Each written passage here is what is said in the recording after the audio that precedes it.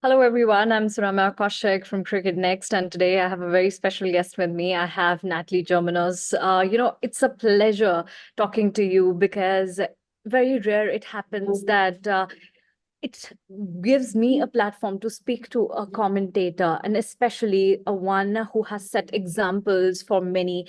Natalie, first of all, coming from a non-cricket background, you started off with a very different sport, volleyball, and then you tried your hand at very different kind of sports, and then you have stepped into this, I would say, arena of cricket where you have now got experience of almost all the leagues in the world now.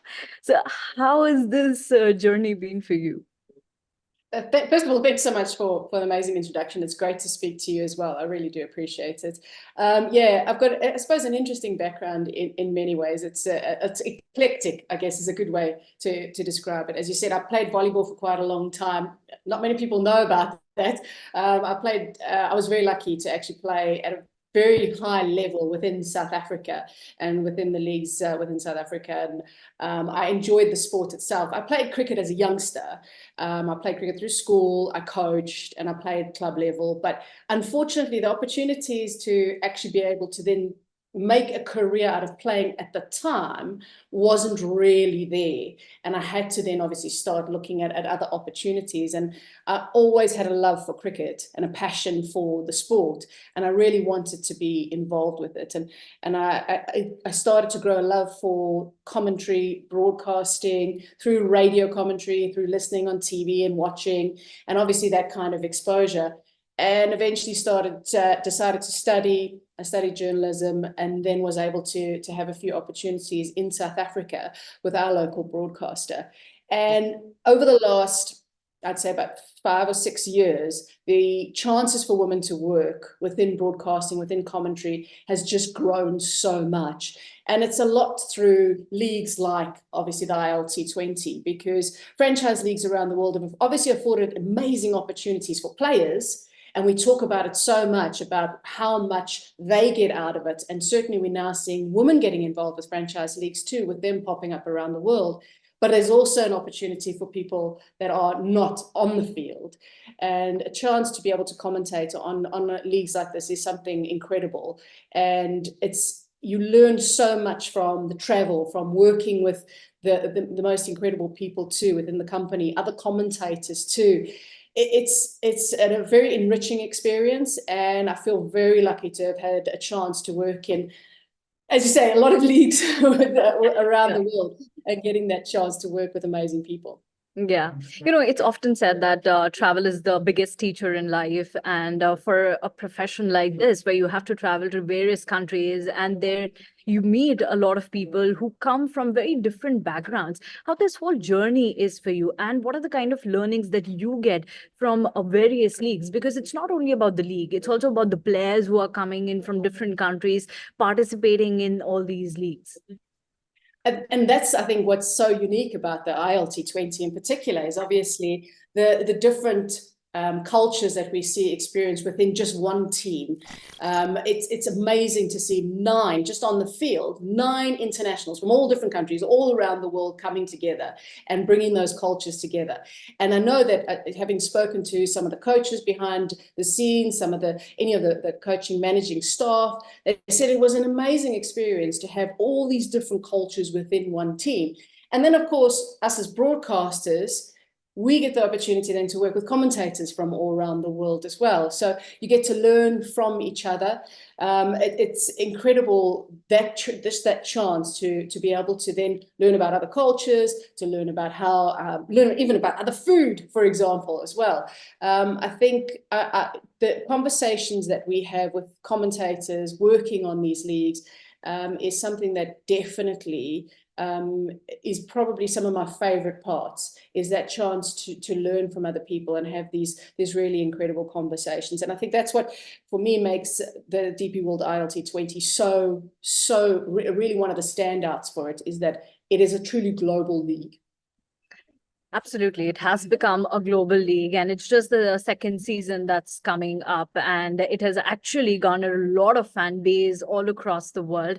And I'll come to that part where you mentioned about the food, the travel, and the experiences from the people, because it'll be something very interesting for me also to know that what are some fun experiences that you have had. But before that, let's talk about ILT20 as a league. One thing that makes ILT20 very different from the other leagues is that it has given the space to all the youngsters and youngsters from the nations that are not on that global platform yet. For example, from the countries like UAE or Oman, and all these cricketers, what the budding cricketers, they have got a really good space in ILT20. So, how this league is different from the other leagues, and how do you see this league as the pioneering step for the youngsters?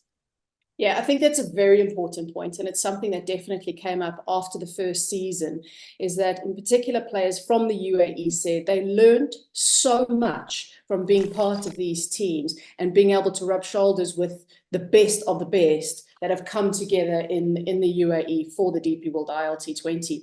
And they said it's taken their cricket to new heights. So in itself, that can only be good for cricket as a whole, because then we start obviously growing the game more and more and giving experience to these young kids and exposure as well.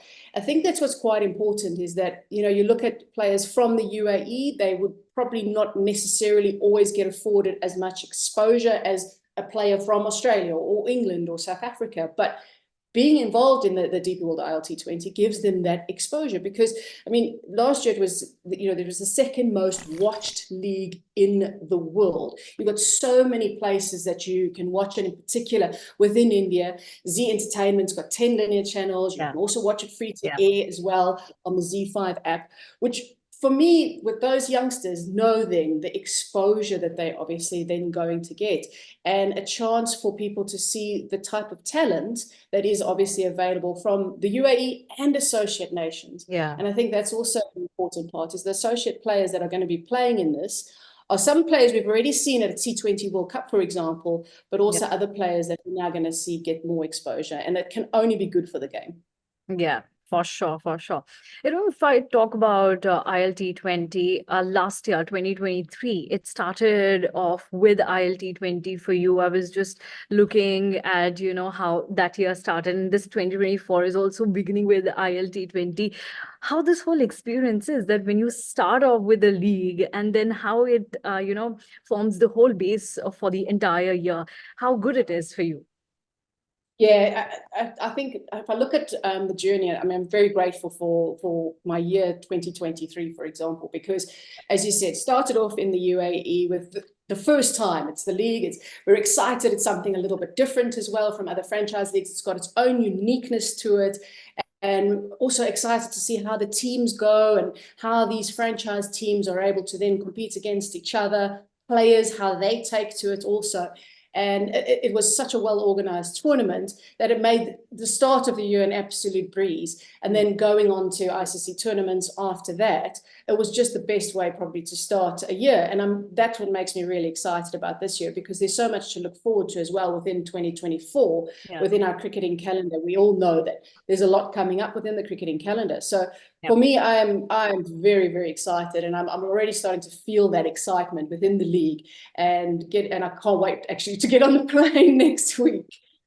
I know, because if you look at 2023 for you, ILT20, WPL, IPL, Women's World Cup, Men's World Cup, and MLC, and I'm so sorry if I'm missing out any other league in this whole list, but yes, it's been wonderful for you. And first of all, congratulations to you. I mean, obviously you deserve it, and you have got everything on that platter, and we wish that a lot more should come on that platter for you. But if I talk about, women's cricket in general, and specifically if I talk about WPL, how WPL has changed things for women's cricket, how do you see that? Yeah, it definitely is. It is literally a game changer. And we spoke about it quite a bit within the auction. First of all, that inaugural auction, obviously, last year was something very, very special. Everybody was tuning in to watch it. It was so exciting to see the reactions from the players, the coaches getting involved, and also the viewership too. coming to stadiums, full stadiums. It's massive for women's sport.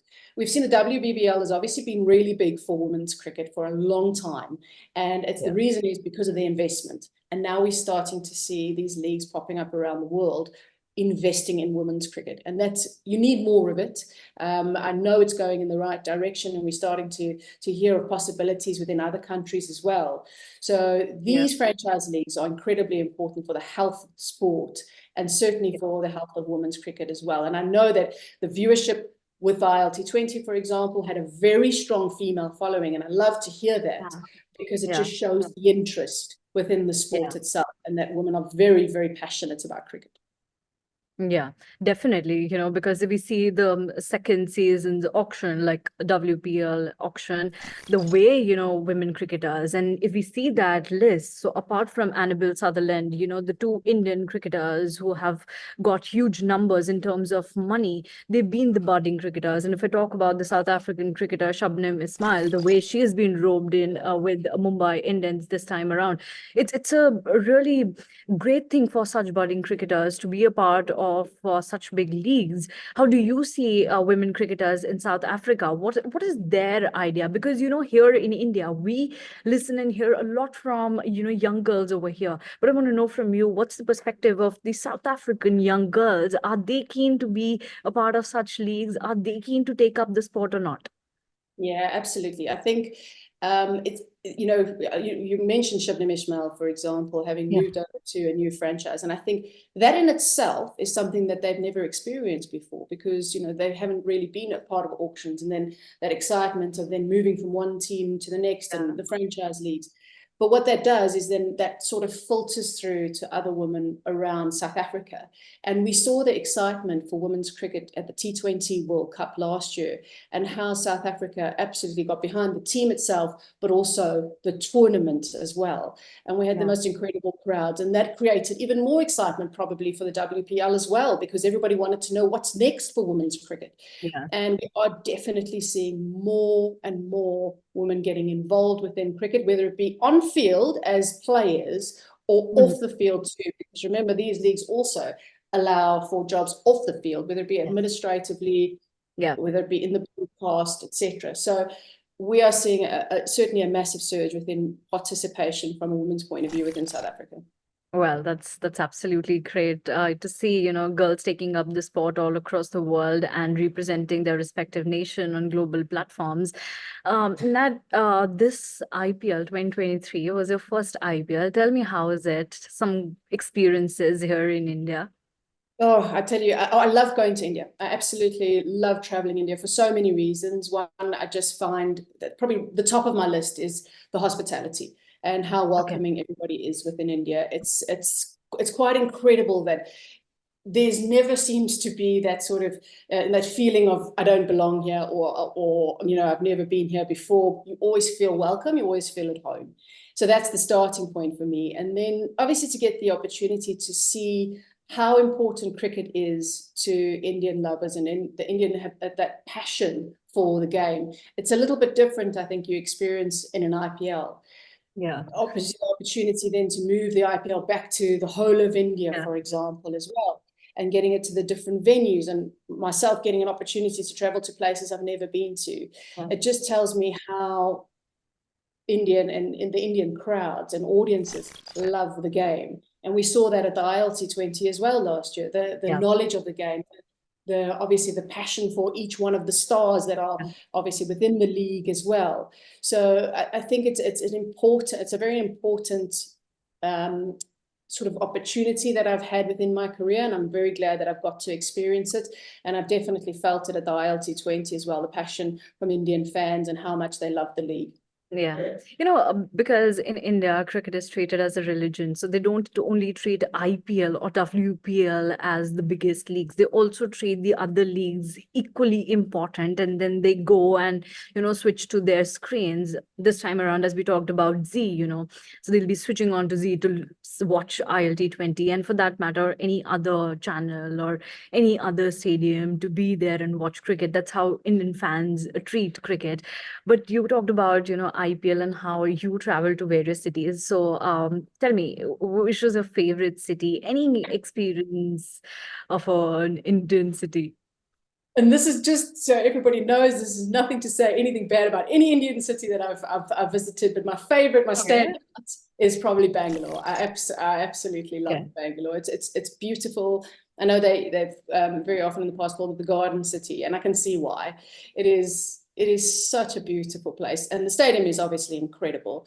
Yep. I was impressed by all of the stadiums. They've all got their own character, their own personality, and it's incredible to be there for an Indian game as well. When I was there for the World Cup, I got an opportunity to experience the Indian crowd as well, supporting the country. And that was obviously very, very special. So Bangalore is definitely a standout. I love the food there too. I did certainly enjoy myself there. Did you try South Indian dishes? Did you try any of those Bangalore famous dosas or anything else? I did. I didn't try the desserts only because I know they're very sweet, and I'm not very big on very, very sweet Okay. desserts. So I don't do a lot of sugar. So that I didn't go for, but I was very happy to try the dishes. But I am terrible at names of dishes. I don't know what they're called, but I definitely enjoyed them. They were absolutely amazing.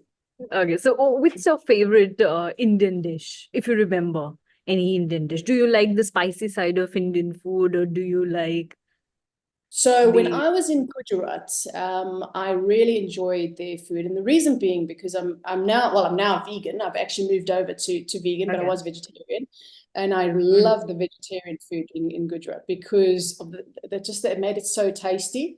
I don't remember the names, unfortunately, but not too spicy for me. I'm not very good with anything that's too hot. Uh-huh. Okay. Okay, that's great to know. Well, you talked about your experiences with commentators as well. So tell me, which commentator you really love working with, or is fun to work with, or some funny incidents with any of the commentators that you might have worked with? So I'm really looking forward to working with Alan Wilkins, for example. Again, I'm working with him on the DP World ILT20, and he's obviously very experienced. Alan Wilkins has had the most incredible career all around the world, all different sports. He is somebody I think a lot of us definitely look up to, and he's wonderful to tour with as well. He's got a lot of fun about him.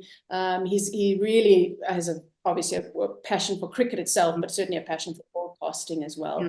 Danny Morrison will be with us as well, Yeah. and he's always a laugh and great fun. I know Yeah. a lot of Indian fans know him from the IPL because I call him Mr. IPL because Oh, he's okay. just, I think he just embodies Because he everything makes for those me. decibels high. He makes those decibels high in all the matches. Yeah. And he just brings something different. And I love that. I think uniqueness is important within our industry because if we all sounded the same, it's not exactly going to be entertainment, is it? And I think that's what I love about the team for DP World ILT20 is that it's all differences that are coming from one around the world, but also different personalities that are going to offer something a little bit different. So I'm certainly looking forward to working with those two soon. Absolutely great. Because, here also Indian fans love, the commentators when they come up with their own flair or they come with something very different and then they entertain the fans out there in the stadiums. But if we talk about ILT20, it's the same. I've seen, how fans respond to the things that commentators say at times. And, in this day and age when social media has become so on the go, whatever commentators say, it becomes viral the other day. So if you see all the reels or all the stuff that goes around, it becomes like a trend. That leads me to a point where, these days on social media, David Warner is trending a lot, and Warner will be the one who will be there in ILT20. He's got a huge, huge fan base all across the world because of his on the field, off the field presence, and he's always on the go. How are you looking forward to it, seeing Warner in ILT20? Oh, he's definitely one of the players I can't wait to see. That is for sure. I mean, he's got a big responsibility on his shoulders. I know the Dubai Capitals will be hoping that one, he's obviously going to bring something very special for them at the top of the order. He's a fantastic fielder, but now as a leader as well. Having now retired from Test cricket and having retired from ODIs as well, I think that takes maybe some pressure off in a way. Yeah. And we may even still see some of maybe the best of him. He is obviously very explosive up the order. He brings a fierceness with him too, that competitive spirit that in any franchise league is important, because it then will filter through to the rest of the team. And the players don't necessarily get a lot of time to really prepare together. So it's important to bring the team together as quickly as possible. And I think he's one of those players who could definitely do it. And with his experience of franchise leagues around the world, having played in different franchise leagues around the world, it can only be a positive for his team. Yeah, and it actually be a huge attraction for all the fans, because you know that Warner has announced his retirement from the longest format of the game. It's the shortest format of the game that people are really looking forward to see him. Along with him, a lot of high-profile cricketers, international cricketers, so to say, have been signed in ILT20 this season. We'll be seeing Shaheen Afridi as well this time. He's one of the terrific bowlers in world of cricket. What do you have to say about all the new signings this year? Yeah, he's definitely also a standout signing. There's no doubt about it. I'm interested to see how he goes about it in the UAE, because we know what he did at the T20 World Cup in 2021 and how destructive he was. He was absolutely incredible, loved the conditions. So I'm very interested to see, obviously, how he goes at the ILT20. I'm looking forward as well to seeing what a Corey Anderson can do, for example, because he is also someone that's got a lot of experience. He'll bring with him power hitting, something obviously a little bit different to the team. How he gets used will be quite important. I think also what's going to be interesting is the movement of some of the players, like Ramanullah Garbaz, for example. He's moved on to a new team. How is he going to go? Because last year for the Sharjah Warriors, he was one of the top runs. So now there's something different for him to see how he goes. I'm very interested to see, obviously, those changes. I think there's a couple of players that maybe are going to also gain a lot of notoriety, if you want to call it that, but they're going to gain exposure that they may not have had before. Lewis Gregory, for example, he's not as well known, but he's from England. He won the Blast there in England. He also won the 100 a couple of years back too. And he's a fantastic leader, and I think a great acquisition for the Sharjah Warriors. He's a really good leader, good all-rounder too. So there's a couple of players I think that are going to enhance their reputation, for one, and there's going to be others that are going to gain big reputations too.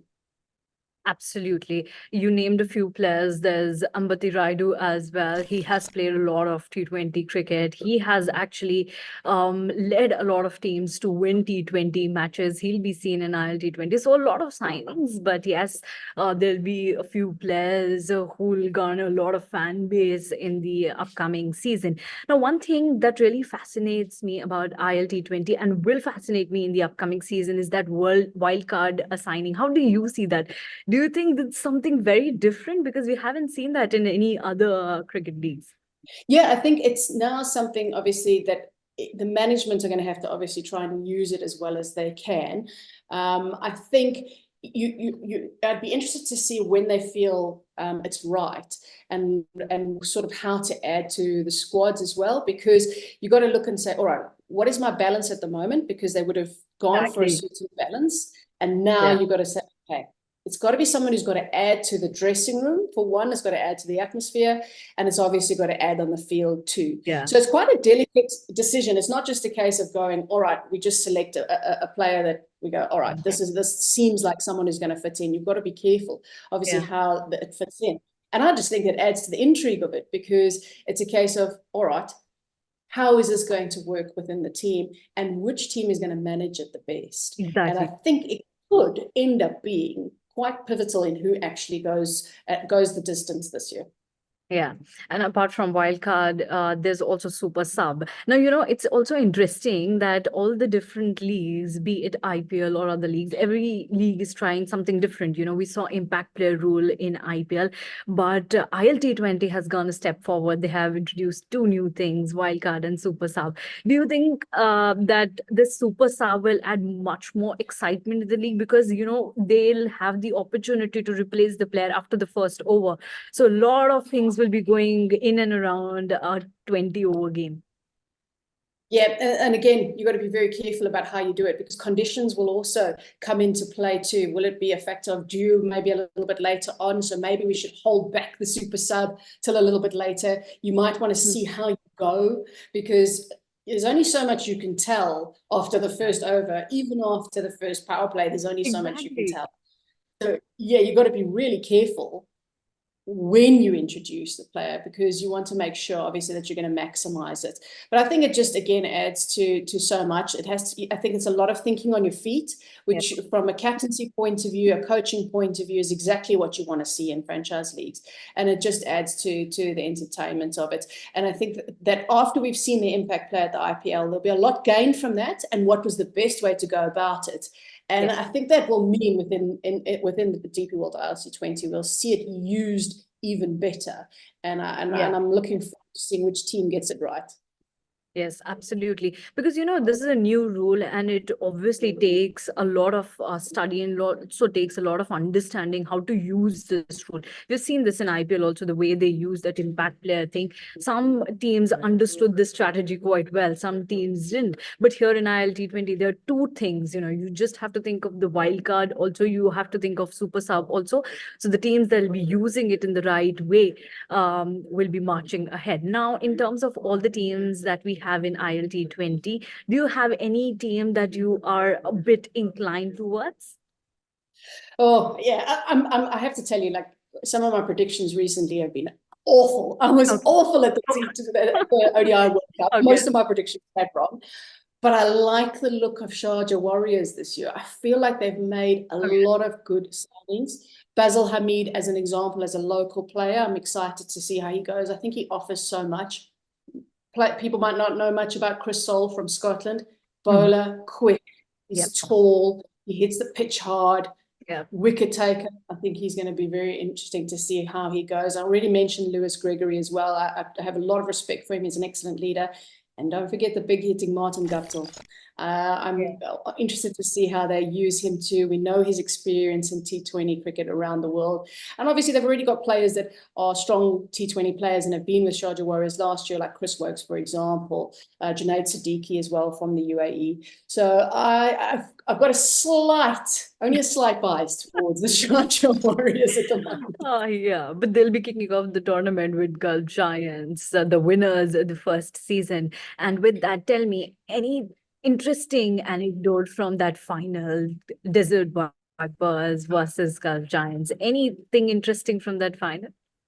Well, what I do remember is it was, first of all, the two best teams that actually made the final in the end last year. And that's not to say that there was other competition from the other teams. Of course there was, but I feel like it was the final we were sort of expecting, and we knew it was going to be obviously tightly contested. And I think we all enjoyed it, and we could see that obviously from a crowd perspective, it really built up beautifully towards that final. I think in the end, the Gulf Giants were just really well led by James Vince, and maybe in a way surprised everybody, because Desert Vipers was such a strong side. I think they'll have a bit to say this year, the Desert Vipers, in trying to get their revenge as much as they can. But I think if anything, it just is it's sort of set up for this year. And there's now going to be more rivalries and more of that sort of tension, I think, within the league this year because of what had happened within the first season. Well, let's just hope so. And all the best to you for the upcoming season, and all the best for your prediction. I really want now that Sharjah Warriors should at least make it to the final, so that your predictions aren't awful, anymore. And you get to say to everyone that you made it right. So let's just hope for that. Thank you so much, Nat. It was so great talking to you. Some really fun conversations around your experiences here in India and outside. Thank you so much for talking with us. Thank you so much for your time. I really appreciate it.